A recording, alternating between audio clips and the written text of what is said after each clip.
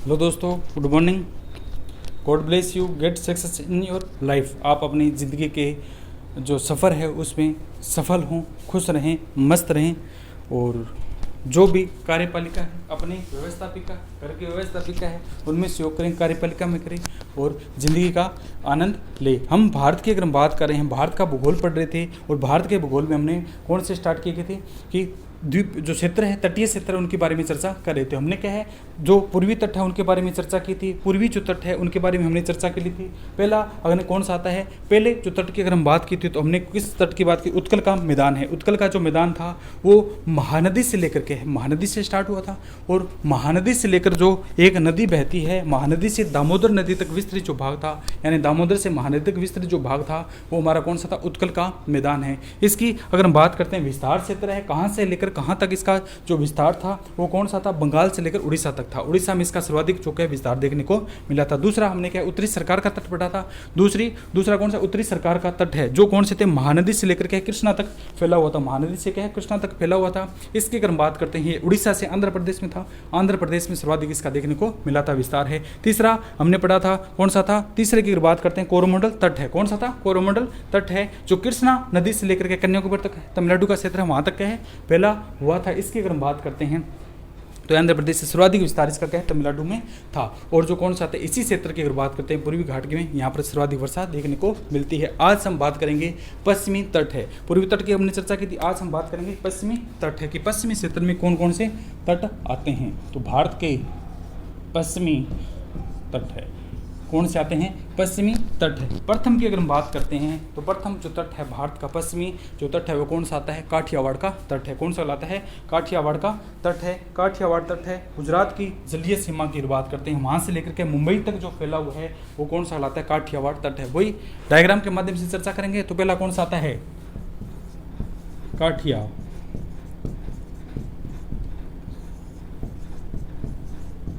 कौन सा लाता है, काठियावाड़ का तट है। तो ये जलीय सीमा का क्षेत्र है। पश्चिमी की अगर बात करते हैं, पश्चिमी क्षेत्र की अगर बात करते हैं तो ये जलीय सीमा में भी क्या है, जो कौन सा बंदरगाह है यहाँ पर भी क्या है, स्थित है। तो ये कौन सा है, गुजरात की जलीय सीमा से लेकर के कहाँ तक, गुजरात की एक जलीय सीमा वहाँ से लेकर के मुंबई तक स्थित है। तो इसमें पहला लिखेंगे गुजरात की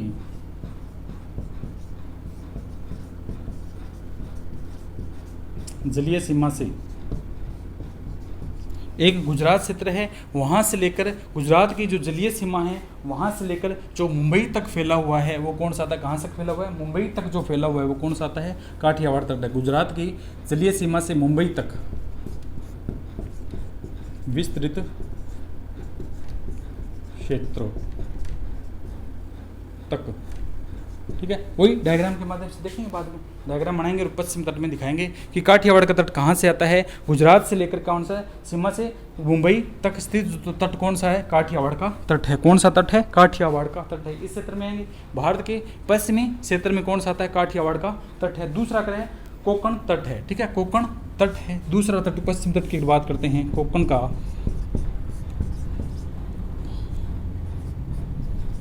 इसकी अगर बात करते हैं तो गुजरात से मुंबई तक था। इसकी अगर बात करते हैं तो मुंबई से गोवा तक,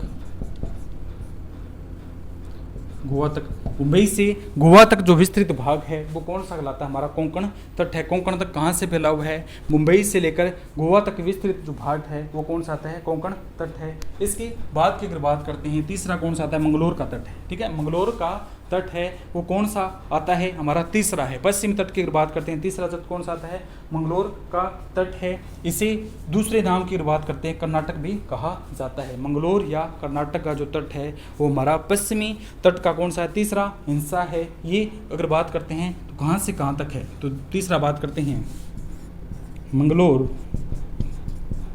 या कर्नाटक का तट,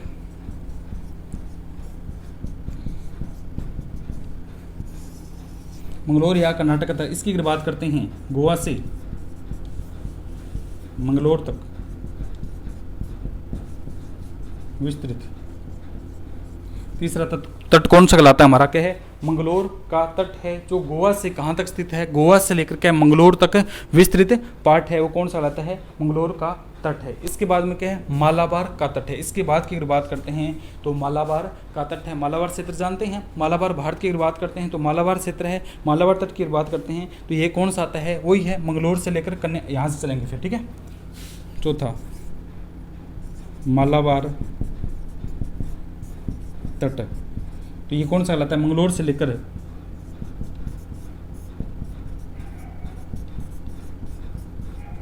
कन्याकुमारी तक।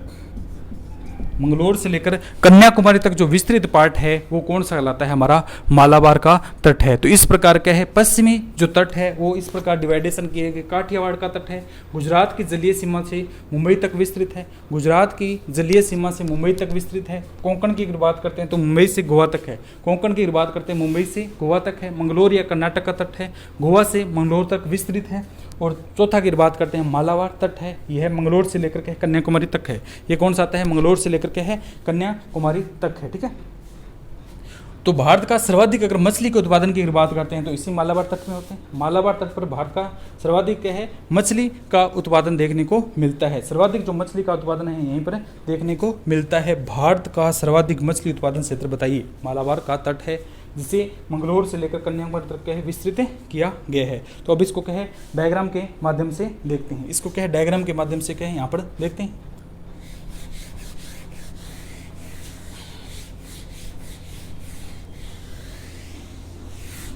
तो वही क्या है, इसी प्रकार डायग्राम बनाएंगे। अब की बार क्या है, हम भारत का ये कौन सा आता है, ये क्षेत्र की बात करेंगे। ये जो क्षेत्र है इसकी बात करेंगे। तो पहला काठियावाड़ का तट है। काठियावाड़ का तट की अगर बात करते हैं तो गुजरात से लेकर क्या है मुंबई तक है। काठियावाड़ के तट की अगर बात करते हैं तो ये कौन सा आता है, गुजरात से लेकर क्या है काठियावाड़ तक है। काठियावाड़ तट है, गुजरात से मुंबई तक है, ठीक है। गुजरात से मुंबई तक कौन सा आता है, काठियावाड़ का तट है। गुजरात से मुंबई तक जो विस्तृत पार्ट है उसे काठियावाड़ का तट कहा जाता है। दूसरा क्या है, कोंकण का तट है। कोंकण की अगर बात करते हैं मुंबई से गोवा, ये मुंबई आ गई है, तो मुंबई से क्या गोवा तक है।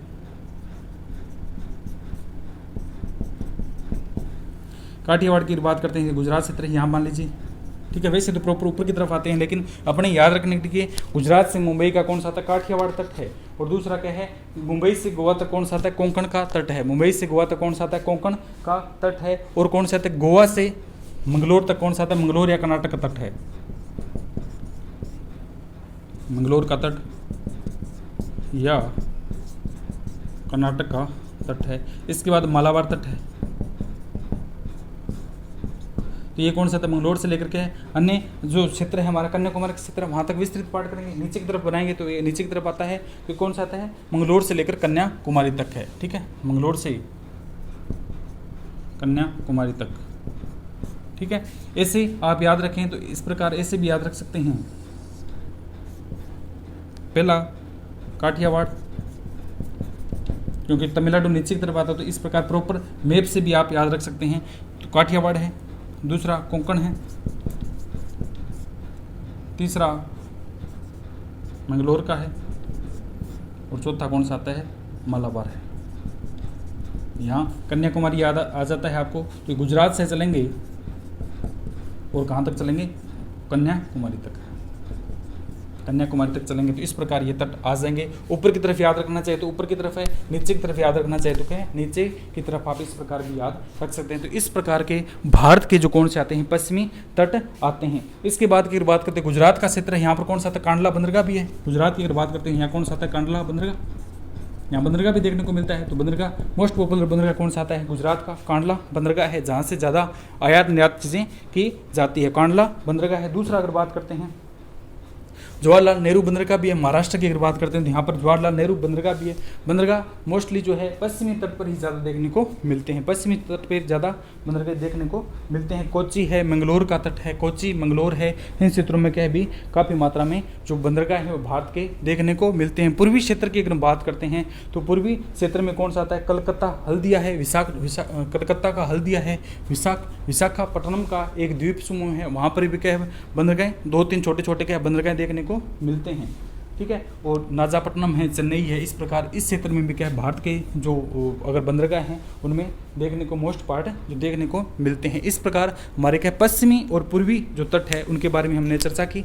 पूर्वी तट की अगर हम बात की थी तो पहला कौन सा आया था, पहले तट की अगर बात की थी कौन सा था, उत्कल का मैदान है। उत्तरी सरकारी तट है। तीसरा हमारा जो तीसरा तट तो था हमारा कौन सा था, कोरोमंडल तट था। कोरोमंडल क्या था, तट था। ये नदियों के मध्य जो विस्तृत पार्ट है उनके बारे में यह विस्तृत है, इसलिए इसे नदियों द्वारा अपवास क्षेत्र के आधार पर तटीय क्षेत्र भी कहा जाता है। दूसरा पश्चिमी तट की अगर बात करें, पश्चिमी तट पर जो फैला हुआ है उसे पश्चिमी तट कहा जाता है। ये हमने पढ़े हैं, काठियावाड़ है, कोंकण का है, ठीक है, मंगलोर का है, और कौन से आते हैं, मालाबार का तट है। कौन सा कहलाता है, मालाबार का तट है, ठीक है। अब पूर्वी और क्या पश्चिमी जो तट है उनके बीच में कई बार डिफरेंस भी पूछ लेते हैं कि पूर्वी तटों और पश्चिमी तटों के मध्य डिफरेंस बताइए। तो पूर्वी तट की अगर हम बात करते हैं तो यह जो पर्वत श्रेणी है इसमें कई जो छोटे छोटे हैं दर्रे पाए जाते हैं। इसकी अगर बात करते हैं पूर्वी जो तट है इनमें क्या छोटे छोटे दर्रे पाए जाते हैं। पश्चिमी तट की अगर बात करते हैं तो इसमें बड़े दर्रे भी देखने को मिलते हैं। इस श्रेणी की बात करते हैं तो इसमें क्या बड़े दर्रे भी देखने को मिलते हैं, ठीक है। तो इसमें कौन से आते हैं, छोटे हैं, इसमें कौन से आते हैं, बड़े दर्रे हैं। ये तो सिंपल क्या है, पीसेस का मेन होता है उसमें ज़्यादा देखने को मिलते हैं, सिंपल एग्जाम में नहीं आते हैं, ठीक है। पश्चिम की अगर बात करते हैं, ये ऊंचाई है। पश्चिमी जो तट है इसकी जो ऊंचाई है, इसकी ऊंचाई ज़्यादा होने के कारण यहाँ पर क्या इसकी ऊंचाई तथा मानसून की दिशा होने की भारी वर्षा कहाँ पर होती है, पश्चिमी तट पर ज़्यादा होती है। पूर्वी तट पर हमने कहा था केवल शीतकालीन वर्षा होती है। तो पश्चिमी तटों पर मानसून और ऊंचाई पर अधिक होने के कारण यहाँ पर सर्वाधिक वर्षा होती है, जबकि पूर्वी जो तट है उनके ऊपर ऊंचाई व मानसून की स्थिति न बनने के कारण जो वर्षा है वो किस प्रकार की होती है, न्यून वर्षा होती है। तो पूर्वी तट पर किस प्रकार की होती है, न्यून वर्षा होती है। और पश्चिमी तट की अगर हम बात करते हैं तो पश्चिमी तट पर किस प्रकार हमारी जो वर्षा है वो क्या होती है, अधिक देखने को मिलती है, ठीक है।